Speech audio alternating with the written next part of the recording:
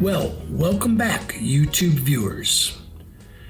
Today, it's going to be a little different. I thought I was going to work on what should be the motor spooling drivers.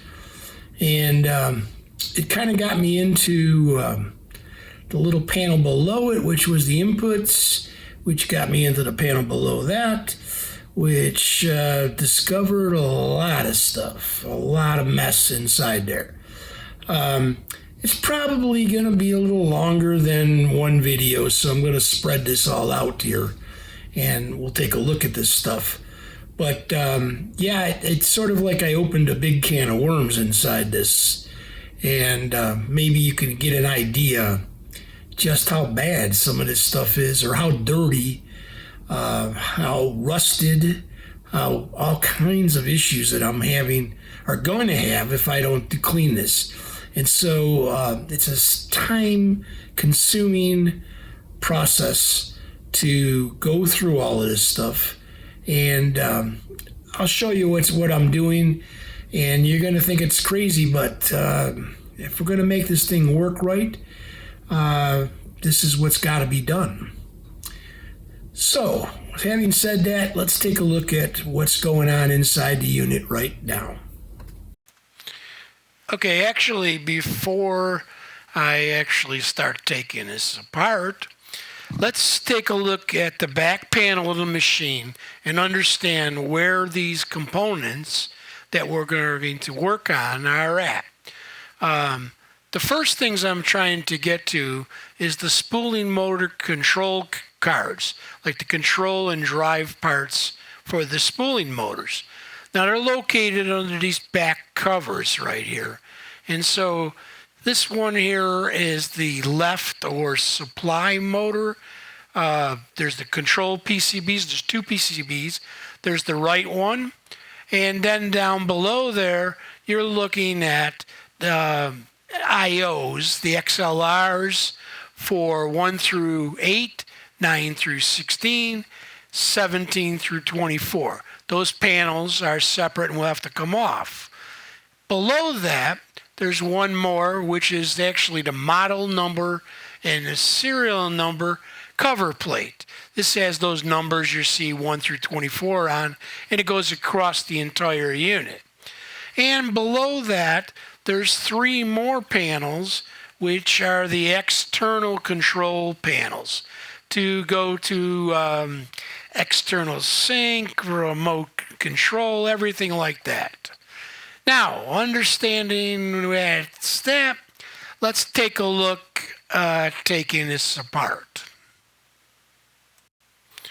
Okay, now you can see one of the panels, actually 9 through 16, has been removed. It's down below. It's been loosened.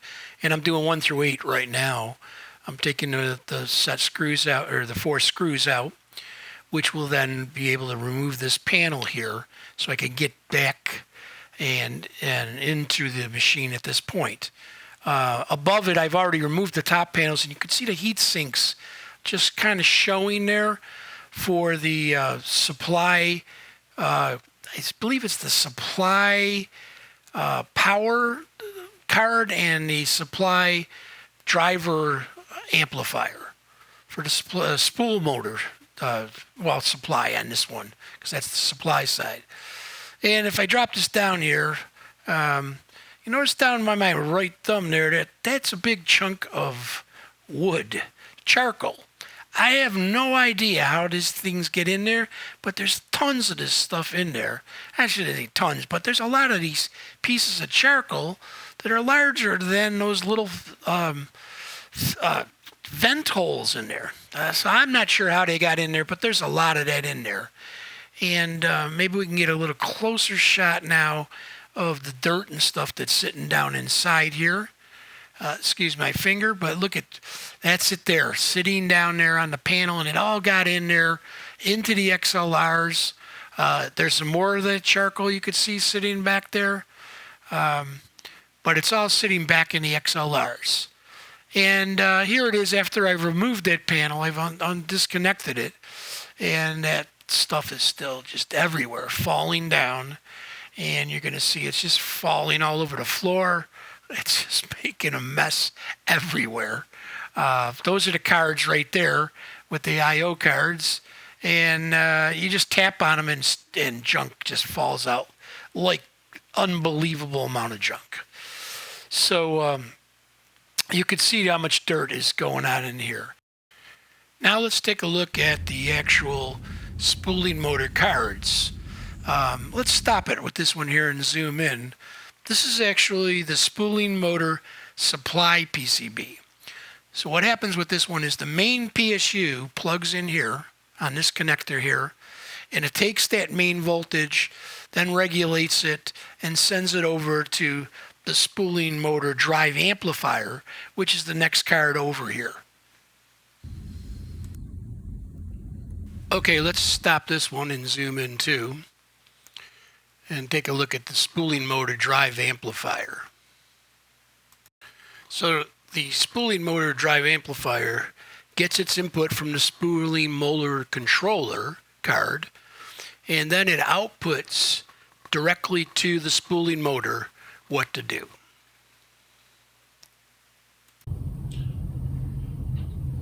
Okay, so I think an explanation would be in order here so we can understand a little bit more about these spooling motor controllers. So the tape, okay, I don't have a 2-inch tape, any 2-inch tape right now, but I do actually have 2 reels here.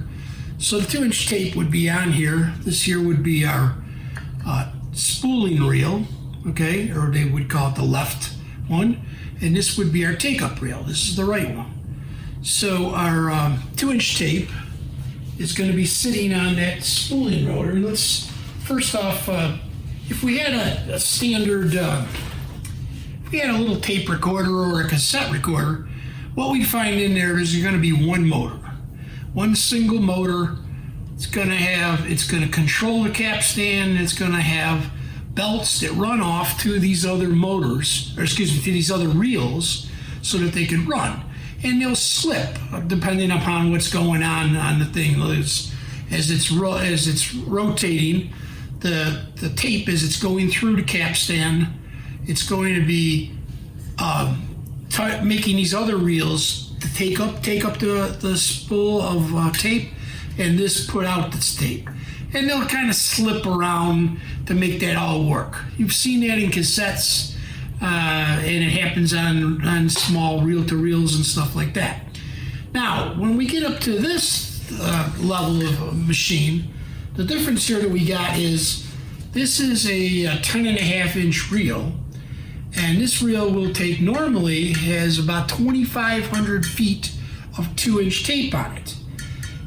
2,500 feet of 2-inch tape weighs about 13 pounds. So that's pretty heavy. That's a lot of weight right here. Okay? And just for the rough things here, it runs at a tape speed. It can go, these things will run 7.5 inches per second, 15 inches per second, and 30 inches per second, okay? At 30 inches per second, it's only 15 minutes, around 15 minutes of recording time.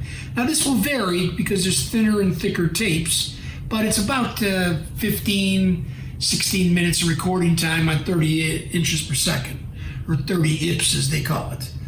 Okay, so what controls that, the exact tape speed, is the capstan motor here. I'm going to just flip down this heads thing here. I have the heads covered so we don't damage them. But the capstan motor is under here, right here, okay? And it controls directly to the motor below it. This is the shaft coming up. And the pinch roller, which is right here, is going to press against there. So it's going to sandwich the tape between the roller, which is rubber, and the actual shaft of the capstan motor. Okay, so if I had a piece of tape that's, let's say, the length of it is 6 feet long or something like that, okay, and I was to put it in here, put it in there, and press play, boom, this thing would just go right straight across there with no problem at all, okay? There'll be nothing involved in doing that and no efforts, because the capstan motor is what controls the speed of the tape going through here. Okay? So as this speed is going through, or the tape is going through here, the pinch roller holds it against there. We select the speed in here. Actually, we select what speed we're going to run at, and that controls it. Now, we did that on this 6-inch or 6-foot piece of tape, what would happen? The tape would go down on the floor over there. It'd come from this end and it'd wind up down on the floor. So we have to actually have take-up motor or take-up reel, which is going to pick up the tape, and a supply reel where it's going to come from. Okay? So we're going to take our big reel of tape. We're going to place it here on the supply reel. Actually, let's go backwards on this thing, because there's another thing that happens on these things. It's called print through. So if we had this thing and we recorded this tape and we wanted to store it, the layers of tape that are spun around here, if there's something on one layer, it will print through to the other layer of tape. Okay? And what'll happen then is, if you had it over here and you put it on here and you played it with this print through, you'd hear the sound before it happened. Okay, very faintly, but way down there. That's the print through. You'd hear the sound and then it happened. So, and you could kind of hear this. If you go back to some really early records and stuff, you'll listen to this and you'll actually hear the sound starting before the actual sound starts. And it's called because of print through. Now, because of print through, what professionals always did was store the stuff tails out. So they would take this reel here, branded tape, put it here, and spool it all the way onto here, so that the end of the tape would be on the outside, okay? And then they would store it that way, because now the print through will make the noise after it. So in other words, you have something, let's just say we have a drum recording right here, and there's print through, and we'd hear this drum here, but the problem, normally what happens is, because this sounds plain, you don't hear this. It gets masked in the actual audio. If it was printed through and you hear it here, you'd hear that sound before the drum beat came. So that's why they would store these things tails out. Okay? But let's put on a brand new roll of tape. We're putting it here. Okay? The roll goes around here, through here, around, over, and over here to the take-up. Okay? So now, this little arm over here and this one over here are very critical to the operation of this. As you can see here, these rollers just turn, okay? These ones here are actually having to do with the lifting the tape off of the heads for fast forward and rewind operations, okay? But these little rollers right in here, okay, which move in and out, are watching, or basically they will move based on the pack of the tape. Okay, so when this starts off, the tape is coming out of here, it's going around this thing here, around this roller, and over here. So the tape is like this, okay, around here to this thing. As this starts to get less and less tape in here, the tape starts going like this, okay, because it's really a small amount of tape here. Wraps a little tighter around this roller here, causing this thing to move differently here, and this one is doing the opposite on the other end. So what that does is now this thing knows where the tape is at. It knows where the weight of the tape is at. It senses it by these two sensors here. These two sensors go into the spooling motor controller.